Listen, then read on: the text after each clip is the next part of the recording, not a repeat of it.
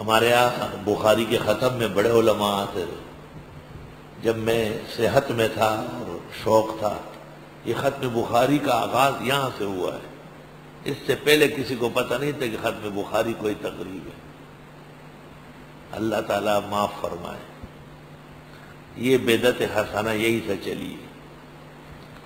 انا ابو عذرا، میں نے اس کو ایجاد کیا ہے. تو بعض علماء بڑے بڑے آتے تھے تو ہم کہہ دیتے تھے، ایک عالم کو کہا تو فارسی میں تقریر کر تھوڑی سی، اور ڈاگئی کے مولانا حمداللہ صاحب کو کہا کہ آپ پشتو میں کریں. وہ اردو جانتے ہیں، سہارنپور کے فاضل ہیں اور بہترین اردو بول سکتے ہیں، لیکن ہم نے چاہا کہ نہیں، پشتو میں جو روانی ہے وہ اردو میں تو نہیں ہو سکتی. اللہ، اس طرح تمام زبانوں میں بات ہوتی تھی. ہمارے ایک ساتھی تھے، اب مر گیا. ڈاگئی مولانا کی تقریر تھی ختم بخاری میں. وہ تقریر تو بہت اچھی کرتے ہیں، علم سے بھری ہوئی تقریر ہوتی ہے. دریا کا ایک موج ہوتا ہے. تو وہ اٹھ گیا، کمانڈر تھا یہاں. کسی نے پوچھے کہاں جا رہے ہو؟ کہا پشتو سینٹر جا رہا ہوں پشتو سیکھنے کے لیے.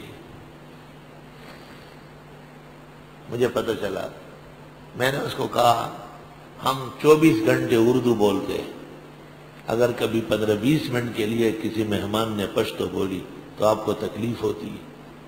میں نے کہا کمانڈر سے، اگر مرنے سے پہلے تو روٹی کی جگہ پاخانہ کھانے نہ لگا تو میں ممبر پر نہیں بیٹھوں گا. یہ ممبر جھوٹا ہوگا.